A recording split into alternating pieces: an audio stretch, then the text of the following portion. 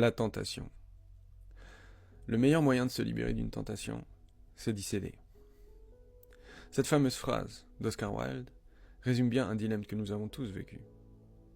Pensez à ce gâteau que vous regardez avec envie, à ce message que vous hésitez à envoyer, ou encore à cette opportunité qui semble excitante, mais risquée. La tentation est partout, et elle nous pousse sans cesse à choisir entre céder et résister. Reconnaissons-le, si on ne cède pas à certaines tentations, elles risquent de nous hanter toute notre vie. Parce que la tentation, c'est aussi ça, une partie intégrante de la vie, des moments où nos désirs nous rappellent que nous sommes humains. Et puis, si on ne peut plus se faire plaisir, se laisser aller à de simples envies, alors à quoi bon vivre? Mais d'un autre côté, céder à toutes les tentations, c'est aussi prendre le risque de se perdre. Parce que dans bien des cas, résister à une tentation nous apporte bien plus de bienfaits que l'inverse. Prenons les relations, par exemple.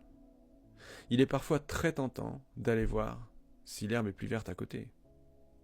Pourtant, céder à cette envie passagère peut entraîner des regrets profonds, la perte d'une relation sincère, des blessures émotionnelles difficiles à guérir, et un sentiment d'instabilité qui peut s'étendre à bien d'autres aspects de notre vie.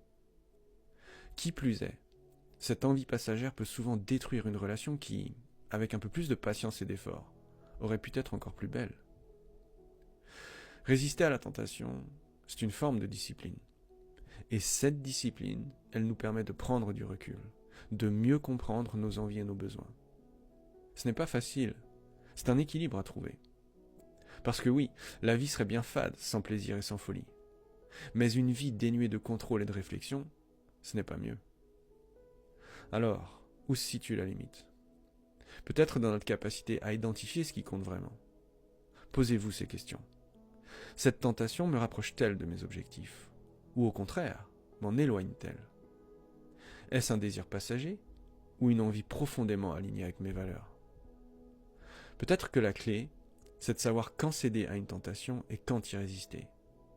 C'est de s'assurer que ce choix, quel qu'il soit, ne soit jamais guidé par la peur ou la faiblesse, mais par une vraie compréhension de soi.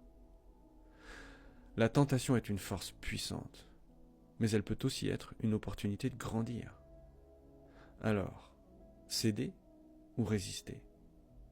La réponse vous appartient.